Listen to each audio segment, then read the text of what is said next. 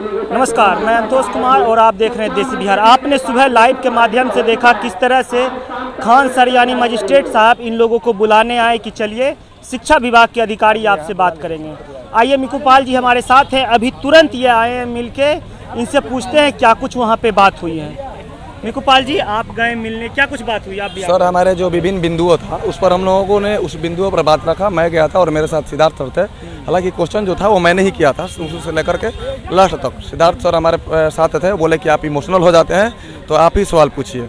और मैंने इमोशनली तरीका से उनसे बहुत सारे बिंदु पर बात किया। जैसे कि मैंने बोला कि सर हमारा नोटिफिकेशन जो है वो यथाशीघ्र जारी होना चाहिए, और सबसे बड़ी चीज़ है जो आप छठे चरण का जिक्र कर रहे हैं उसको समाप्त कीजिए, क्योंकि ये एक लेटर है जिसमें माननीय शिक्षा मंत्री जी भी और आपका अधिसूचना में भी लिखा हुआ है कि छठे चरण को पूर्ण रूप से समाप्त मानी जाती है।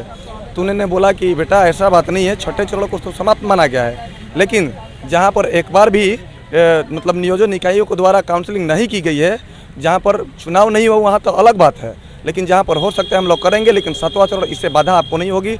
1.5 महीना का समय लगेगा, लेकिन हम आपको 2 महीना का टाइम देते हैं। ऑनलाइन भी होगा, सेंट्रलाइज होगा, डोमिसाइल होगा, और इनके अलावा जो उम्र सीमा है उस पर बोले कि हम विचार कर रहे हैं, लेकिन हम आश्वासन पूरी तरीक़ा से 100% नहीं दे सकते हैं। जो नियमावली हम उससे बाहर नहीं जा सकते हैं, लेकिन हाँ अगर आप लोग रखे हैं इस मुद्दा को तो इस पर भी बात करेंगे। यानी उम्र सीमा छोड़ के बाकी जो भी आपके मांगे थी उन पर सरकार सहमत हुई? जी, उम्र सीमा पर भी सहमत हैं, लेकिन बोले कि ये हम अपने बड़े जो मतलब शिक्षा मंत्री जी हैं उनसे भी हम लोग बात विचार करेंगे तो इस पर रखेंगे। ऐसा नहीं है कि नहीं माने हैं। और सबसे जो बड़ी मुद्दा है ना सर, हम उनको बोल दिया कि सर यहाँ तक तो आप हमें आश्वासित कर दिए, लेकिन हम मरे हुए हैं, हमको क्या मारिएगा, डराइएगा बात, हम लोग नहीं डरेंगे, जेल में डाल दीजिए, लेकिन आज एक लेटर जारी कीजिए, नोटिफिकेशन नहीं तो कम से कम शेड्यूल तो जारी कीजिए। तो उन्होंने बोला कि बाबू शेड्यूल अगर हम जारी करते हैं तो उस पर काउंसलिंग का डेट भी होता है, तो शेड्यूल भी जारी नहीं कर सकते। तो हमने बोला कि सर फिर तो हम वही बैठेंगे। तो खान सर का आदेश दिया गया है कि वहाँ से हटाया जाएगा। तो मैंने भी बोला कि अगर जेल डालिएगा तो डाल दीजिए, लेकिन किसी कीमत पर हम हटने वाले नहीं है, क्योंकि 20 दिन रह गए तो 40 दिन भी रह सकते हैं, और हम के क्या नुकसान कीजिएगा। हम तो पहले से ही समाज में बेरोजगार हैं। रही बात प्रतिष्ठा के, तो रोड पर हैं, ये भी नहीं है कि हम कोई अधिकारी हैं। तो एक शेड्यूल जारी कीजिएगा तो हम लोग चले जाएंगे, अन्यथा वहीं बैठे रहेंगे। तो उन्होंने जवाब दिया कि शेड्यूल अगर नहीं देंगे तो एक लेटर आपके जारी कर दें आज शाम तक, और लेटर में जिक्र रहेगा कि कब तक हम लोग नोटिफिकेशन देंगे, और विभिन्न जो बिहार के 38 जिला के हैं वहाँ से रिक्तियाँ मांगी जाएगी, और उसके बाद आप लोगों को नोटिफिकेशन जारी हो जाएगा। आप लोग छठे चरण को लेकर के चिंतित नहीं रहिए, 7वें चरण पर पूरे काम हो रहा है, और विश्वास रखिए। ये दीपक कुमार सिंह बोल रहे हैं, उन्होंने ये बात बोली।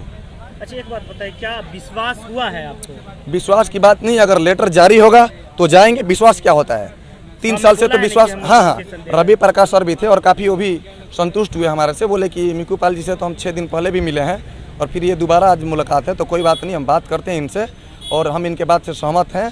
हम आज एक लेटर निकाल रहे हैं। मैंने उनसे भी बोला कि अगर लेटर आप नहीं निकालिएगा तो भूल जाइएगा सर कि हमसे आपकी मुलाकात हुई है। हम पटना के गर्दनी भाग में अपने धरना स्थल पर उपस्थित रहेंगे। यानी शाम में नोटिफिकेशन आएगा तब नोटिफिकेशन एक शेड्यूल के तौर पर एक सूचना होगा, एक सूचना जो सूचना में दिया गया है कि एक डेट जारी होगा, तिथि। अगर तिथि जारी होता है तो हम लोग गर्दनी भाग छोड़ देंगे, अगर तिथि जारी नहीं होता है तो हमारा कार्यक्रम ऐसे ही चलता रहेगा। किसी पर विश्वास करने की कोई जरूरत नहीं। अगर लिखित रूप से मिलता है तो हम आगे भी दिखा सकते हैं कि माननीय महोदय आपका ये सूचना है और आप इस पर खरे नहीं उतरे हुए हैं, हम आगे के लिए बाध्य हैं, कुछ भी करने के लिए तैयार हैं।